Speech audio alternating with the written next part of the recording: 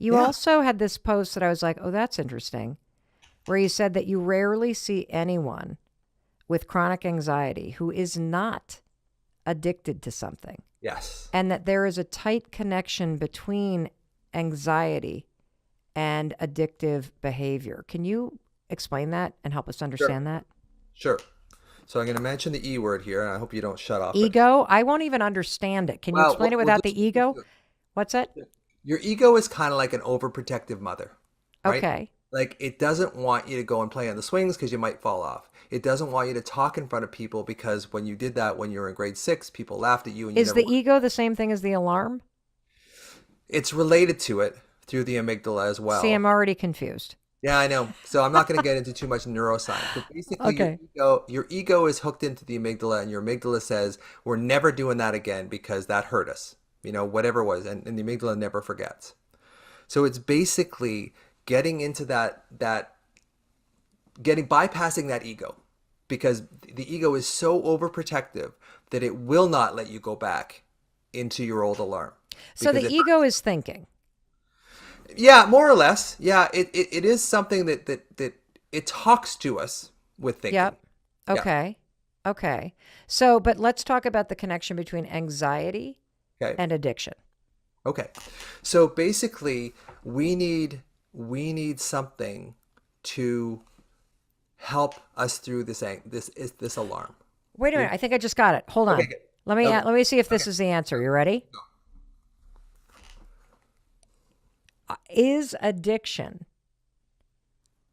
typically somebody's coping mechanism for the alarm? So, for example, you reach for alcohol because it drowns out the alarm. You reach for porn or drugs or stress or whatever because Overwork, it achievement. Yes. got it. Okay, I got it. So, if somebody is struggling with addictive behavior, whether it is alcohol or cigarettes or vaping or it is any of that stuff, you are more than likely not addressing the root issue, which is the anxiety and alarm that's continuing to go off in the background. Yeah. And on top of that, Wow. basically, the ego is very powerful. It doesn't want to let you go back into that. So the only way that you can feel love, connection, whatever, is alcohol, is codeine, is cocaine, whatever you're addicted to. So, So, wait, but you feel the yeah, connection to the alcohol or the codeine. That's what you're saying. So this is why I get confused with ego because I'm sure, like, I don't give a shit about the ego. Let's sure, talk like the alarm. And then what makes sense to me is that addiction mutes the alarm totally.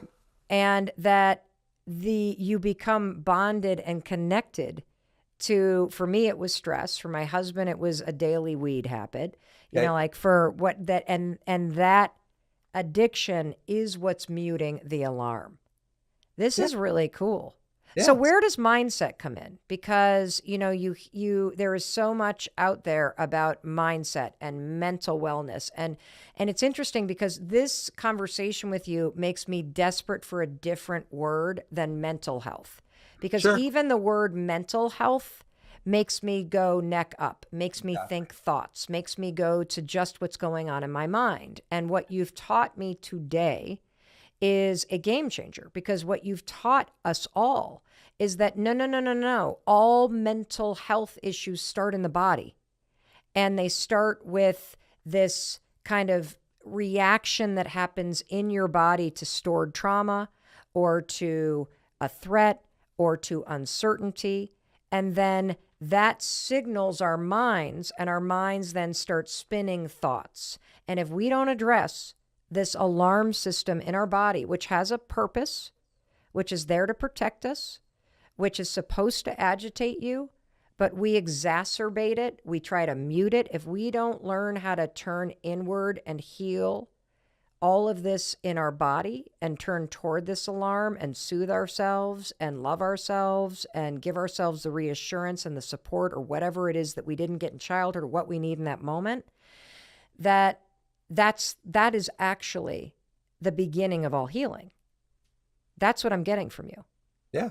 And that's exactly what it is. So I would Why do we love to. call it mental health then? Like, what isn't there? Can we come up with a different word that would actually signal you that when you're struggling with depression or you're struggling with anxiety or you're struggling with any like addiction issues, that it's not a mental health issue? It is a body something. Like, I don't even know how to describe this Well, it's because an it's the entire exact system. opposite of the way that we think about things right Yes, now. it is the opposite. And I love, to come up with a better term than body set, but I think that's Body kind of set? what it What is is. that? That feels like weightlifting. Well, no, well, it's like mindset, body set. Like Oh, what is the mindset. place Well, I in your didn't think about body? that. Can you regulate your body? Because if you regulate your body, your mind will get regulated. If you regulate your mind, your body might get regulated. So what I'm saying is that if you go in through the body, your body's much more likely to relax your mind than your mind is to relax your body. Because you can say, hey, relax, hey, Oh, calm whoa, down. whoa, whoa. Did you guys hear that? That was a wake up call for me right there. You were just dropping freaking knowledge, Russ. Okay, hold on. I'm going to state this again. And now I have menopause brain, and so I've just forgotten what I said. You said something like your body, if you regulate your body, it will Yeah. regulate your mind. But if It's you much more regulate effective. your mind right, you say it because you're the one who said it.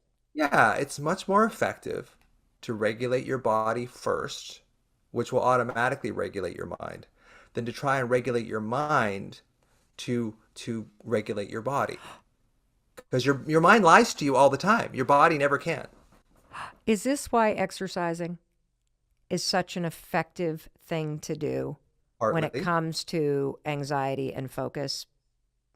partly, but there's something beyond exercise. There's something within the somatosensory cortex, or the part of the brain that controls our movement and our sensation. When we activate that, we start getting into the sense of the body and out of the rumination of the mind. And So so by that's one of the, activating that, is that what you're saying? You can activate that part by doing the exercises you've already talked about in terms of locating where the alarm is and then finding a neutral part in yeah, your body, breathing into it. and Do just you all? movement.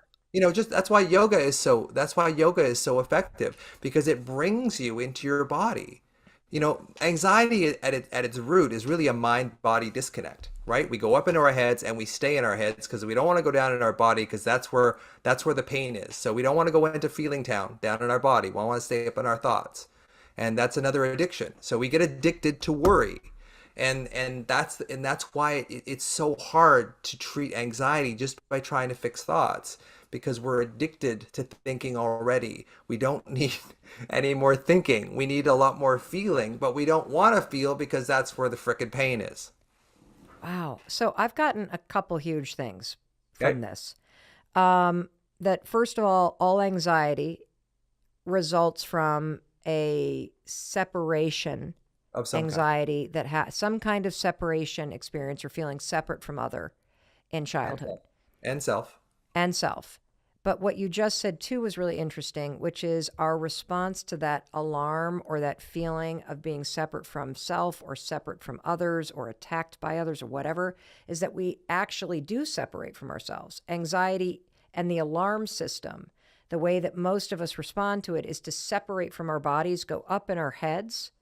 And the way to quiet the alarm and ultimately turn it off is to come back and join in with yourself and come back to where the alarm is sounding off in your body and then find a neutral or safe space in your body where you can draw your attention and breathe into back and forth and back and forth.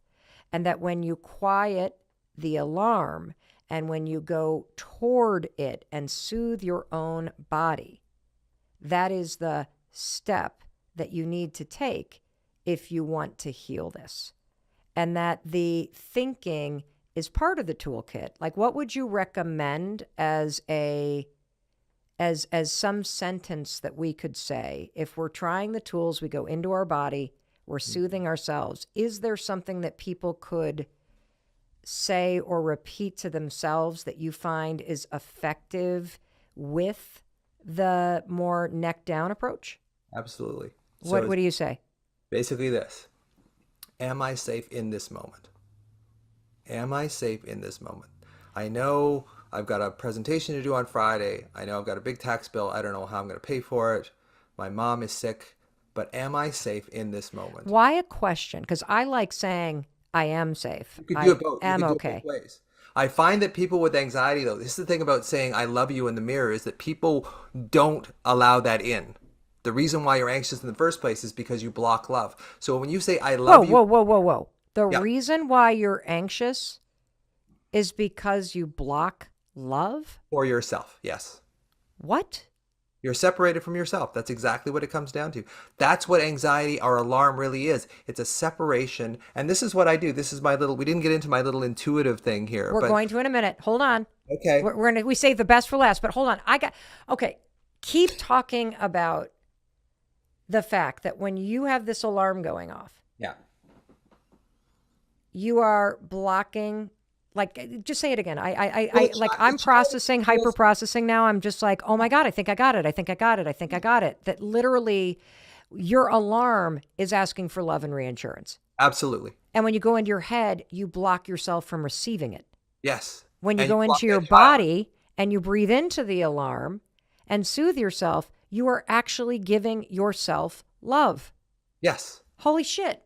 And a lot of people with anxiety just they're uncomfortable with love in the first place. I'll give you a very quick example from my own life. So my dad, before I was 10 years old, was this wonderful guy. Like he was so connected to me and nurturing, taught me how to hit a ball, play chess, all this kind of stuff. Very, very connected to him. And I loved him greatly. And then as I got to be a young teen and his schizophrenia got worse and worse and worse, and he became suicidal and a bunch of other things, I withdrew from him because to see him in horrible depression was just too painful for me. So I blocked my love for him because it was just too painful to feel it. And that you can't block love from a parent without blocking love on some level to everyone.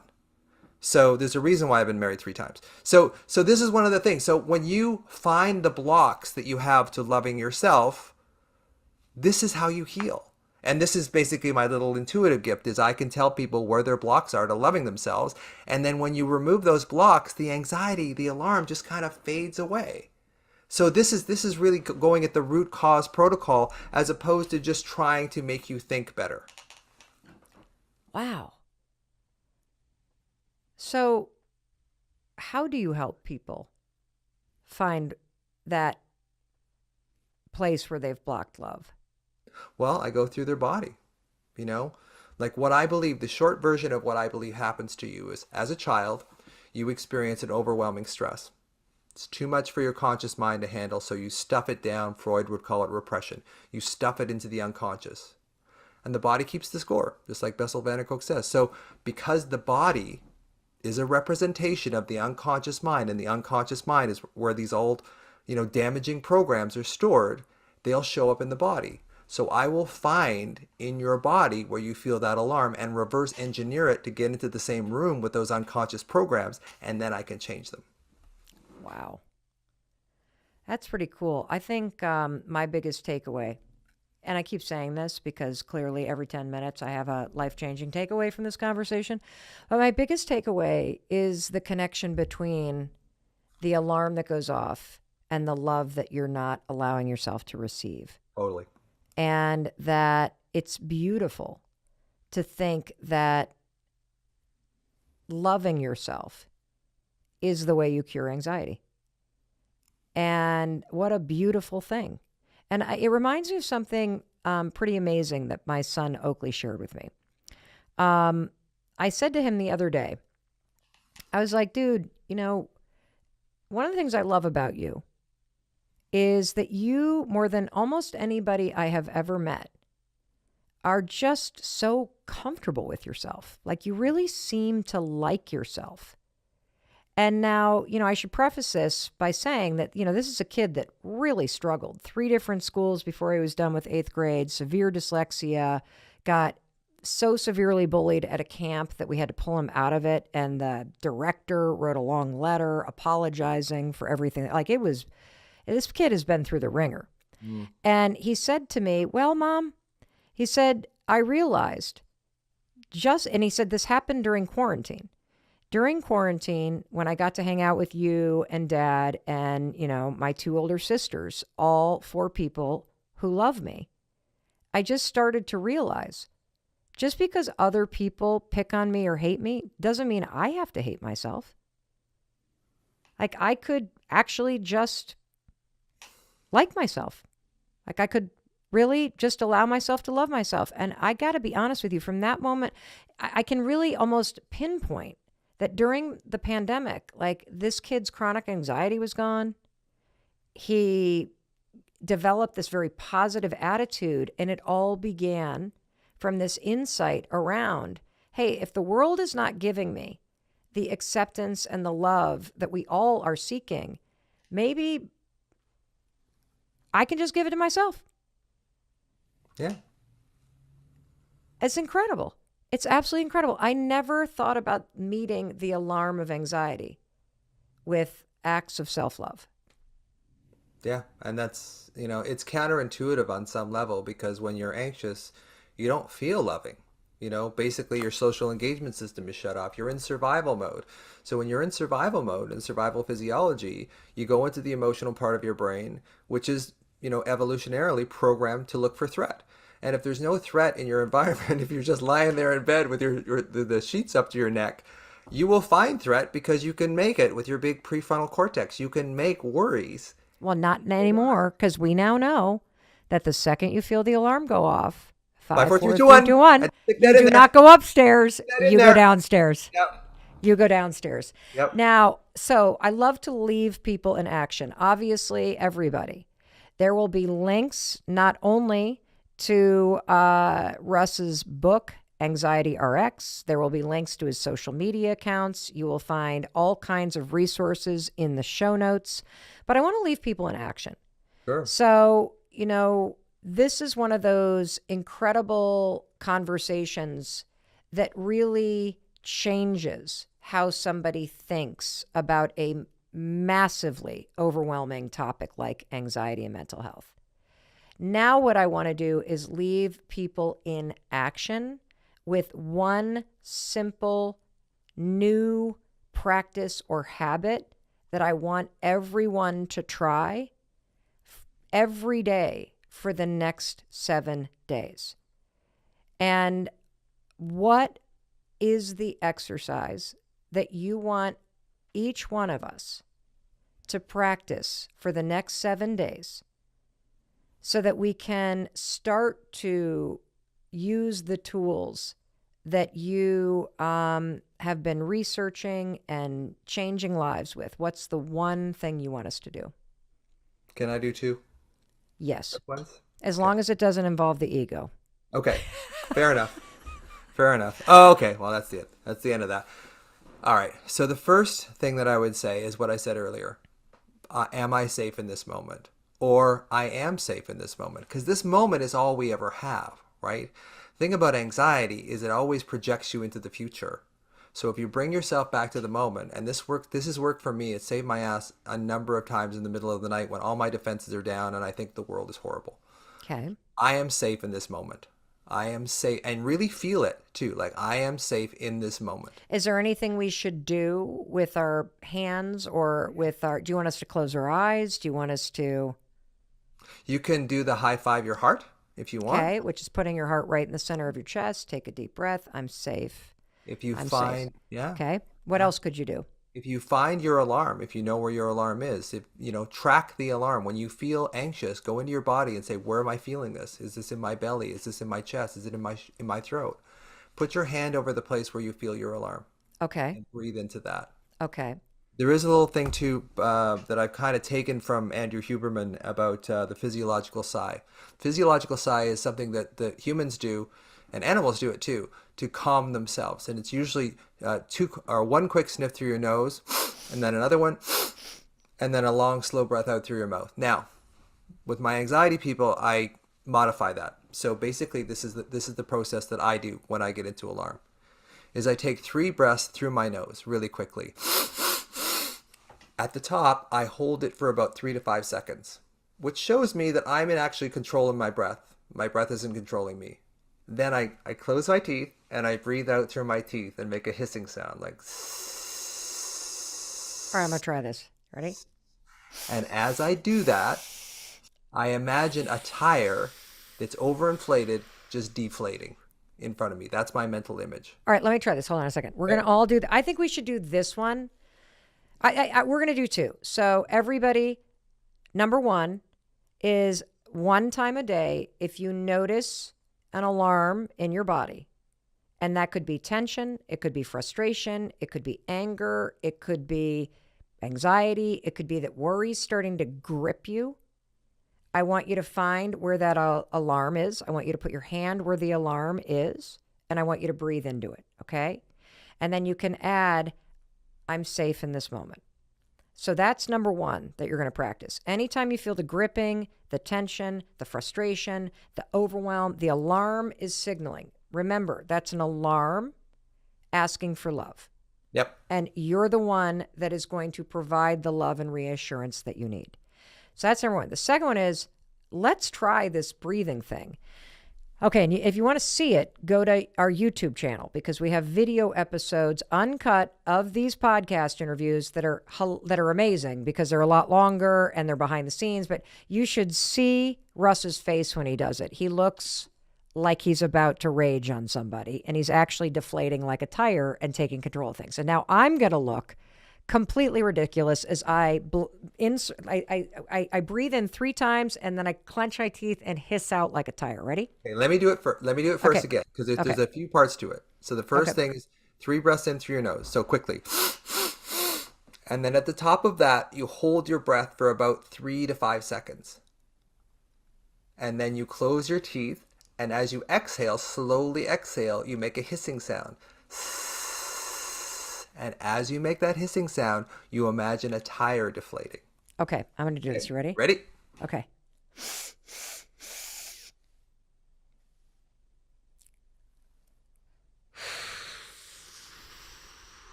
And I Whoa. want you to elongate that. So the whole thing about the physiological sigh is that you're creating a long exhale. That's what really relaxes us, is the long exhale. So when people say take a deep breath, really what you need to do is just take a long exhale. So again, it's like 3 breaths in, hold, and then I'm going to try it again. See if I so can go really longer. fill your lungs up, Mel. Like Okay. really fill them up. Okay, here we go.